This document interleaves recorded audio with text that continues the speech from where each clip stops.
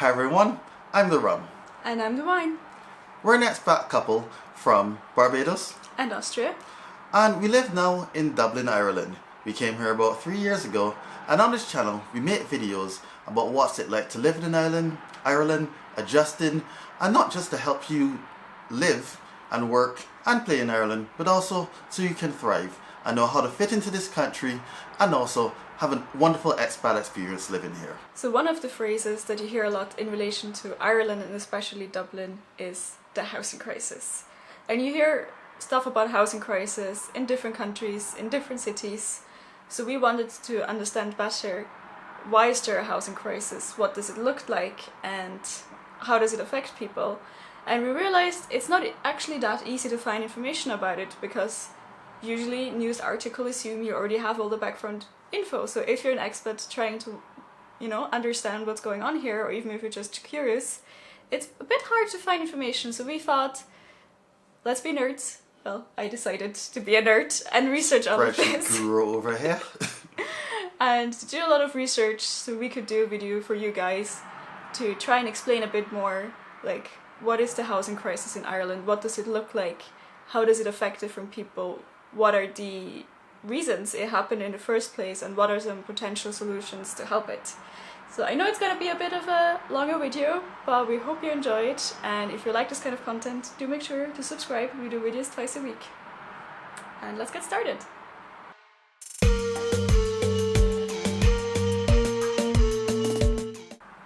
So what are some of the effects? The main effect that you can feel as an expat, and especially as a local, are the rise in rents. Since 2010, rents in Dublin have doubled. In the entire of Ireland, the average rent is about 1,400, but in Dublin, that's almost 2,000 per month in euros that you have to pay in rent. Also, this high rent has been attributed to, it's almost the interchangeable word, housing crisis, but also the homelessness crisis.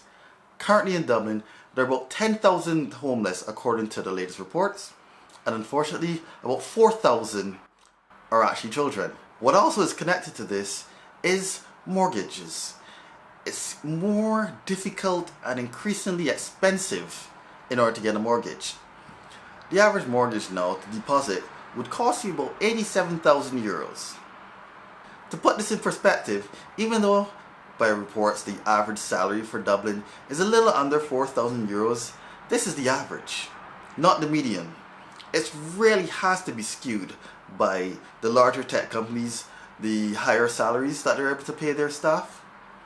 So it kind of starts off as a bit of an imbalance there. But yeah, unfortunately there's even some more.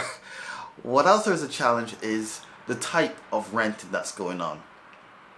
People have realized, corporations or people, whoever may have you, the owners of the apartments and buildings have realized that it is more profitable to actually have short-term lets. So there's a lot of buildings popping up in accommodation for students or for other purposes like Airbnb, that people can get a higher return on investment versus someone paying rent for the length of their lease, about a year or so. So now that we looked at some of the effects, let's go back, take a step back and look at what are the causes. Why did the housing crisis happen in the first place? It's a very complex situation, and there's so many reasons that came together for this to happen, so I'm only going to mention a few. But one of the biggest reasons that there is a housing crisis in the first place is that there's simply not enough houses. There is an estimated lack of over 100,000 houses that should be built within the next decade to meet the demand for housing. And why is that? Well, Dublin for a long time, or Ireland in general, people mostly used to move away. And now, since it's the headquarters of many big tech companies, you have your Facebook, your Googles, your Amazons or whatever here, a lot more people are coming to Dublin, as well as people from the countryside move into the capital. And suddenly there are so many people and they gotta live somewhere. And it's not just about there need to be more houses, there also needs to be more affordable housing. So right now there are 50,000 people on the waiting list for social housing. And I tried to look a bit into the reasons why not more social housing is being built. one of the reasons mentioned is that they did build a lot of social housing in the past, but they didn't have good experiences with that. That's a whole other story, and I'll link some things in the comments if you want to research more into that. And another reason is that it's very hard for the city council and for communities to fund the social housing building, because they have to sort of gather the money up front, because it's very hard for them to take loans. So we need more houses and we need more social housing. But some other causes that make this more pronounced is, for example, that the government has also been very strict about their spending, thanks to Brexit and all of that not so fun stuff that comes with it. Basically, Ireland is preparing just in case there is a hard Brexit, which means the budget for as well for the next year has been very conservative, trying to leave enough funds open if there is suddenly a hard border or a hard Brexit or whatever other situation that we can't really anticipate, and there need to be funds to deal with that. So again, that's funds that can't be put into helping with the housing crisis. Another big issue is the tenants' rights and how easy it is for landlords to increase rent. If you compare this with other cities in Europe, it's very easy for landlords to take advantage of the people renting and to raise the rent relatively easily, and if they can't pay it, they can kick them out and start over with new renters. It's not fully legal if it happens like that, but it's also very hard to lodge a complaint, and it'll take time for that complaint to be addressed by the board that's responsible for it, and you still have to live somewhere in the meantime. And this kind of also has as a side effect that there is a sort of dark market for flats where a lot of people, way more people than should be living in one flat, share rooms with bunk beds in there and things like that. Stuff that's obviously against any housing safety regulations, but it still happens, and it's very hard for councils to enforce because they don't have the resources to go out there and enforce these things. So there are also two smaller points which make the situation worse. One of them is the public transport. Let's be honest, not necessarily always very reliable, and traffic can get very congested. And basically that means that it's very hard to move further out of the city to save on rent. And even if you do, rent is not that much cheaper than it would be in the city centre. And the other reason is that, as we'll talk about in the next section, when we talk about how this all started and the Celtic Tiger, the second smaller reason is that currently there isn't as much of a real estate infrastructure, there aren't as many companies and as much talent and skilled workers as there used to be during the Celtic Tiger. So it's almost unfair to compare those times with now and expect the same amount of houses to be built. But let's not get ahead of ourselves. Let's look first at what the Celtic Tiger is and where all of this started. The Celtic Tiger refers to the period of economic boom from the mid-90s to the late 2000s. During this time, Dublin was booming with construction, so much so it took up about 12% of the GDP. Everything was going well and swimmingly. Dublin was becoming this growing city until 2008, when the economic crisis hit. Almost overnight, construction stopped, banks needed to be bailed out, and austerity measures hit the country hard. The unfortunate thing is that if no construction means that no new homes were being built. So that leads us to the situation where once again, as economic times are again profitable, and more workers, especially from the tech companies, are pouring into the city while there's not enough housing stock to accommodate the growing population. So after hearing how high rents have become in Dublin, you may be thinking, well, how much longer can this keep going? Like, why can they still continue to increase rising? Why hasn't there been a point where people simply can't afford to or don't want to afford to pay this type of rent anymore? Well, the answer is quite complex. I'll do my best to name a few reasons. But at the core, it's very easy, I think, to understand for anyone that if you're living in a place, you want to continue to live there, especially if that's where job is, where your family is, where your friends are. So you try to do what you can to be able to stay. And that means for a lot of people, they make compromises.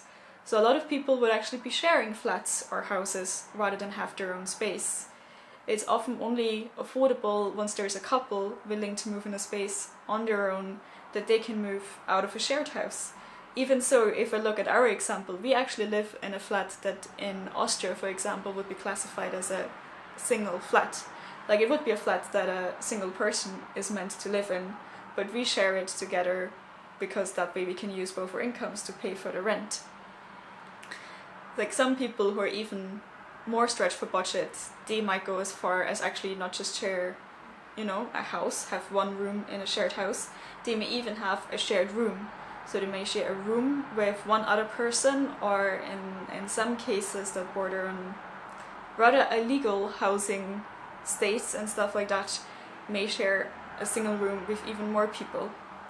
So people will try and do what they can to still keep a roof over their head and to be able to maintain their job, their family, their friends, and stay in that area. Now, another big aspect is students. There are a lot of universities in Dublin, there are also a lot of international students coming here, and like I mentioned before, a lot of the accommodation being built is actually for students.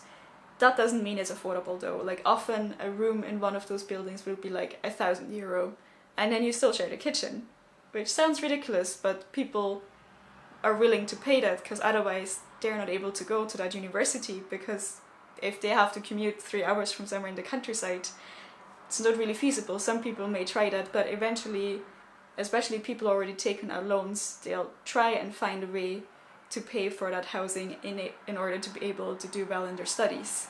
There is another reason that I have to admit I didn't think about at all, why rents can keep increasing like that.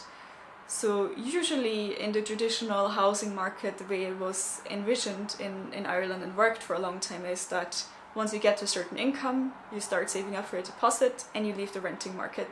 And that kind of regulated the renting prices by itself, because the moment people were able to pay that deposit, gone they were, and new people would move in, and the rent didn't really increase that much because the new people wouldn't have been able to keep up. But now that it's almost impossible for a lot of people to save up for a deposit, they are able to pay that amount of rent from their salary, but it's increasingly a bigger and bigger chunk of their salary, and so in turn it makes it even harder for them to save up for a deposit. And that's how the rents can still continue to rise, because there are a lot of people making a lot of money in the tech, the internet sectors, the really big companies, American global companies that are here, and they're able to pay exceedingly high rents, and that's how they can continue to rise, because landlords are still finding people able to pay those rents. And that was the end of part 1.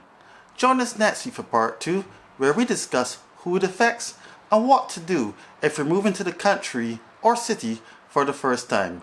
We also discuss any possible solutions that may exist that may just help fix this problem. Until then, this has been the Wine and Rum. Hope you join in next week. Please do remember to like and of course subscribe. Any comments, please leave them in the comment box below, and we'll be happy to join in that conversation. Until then, see you next week. Bis später.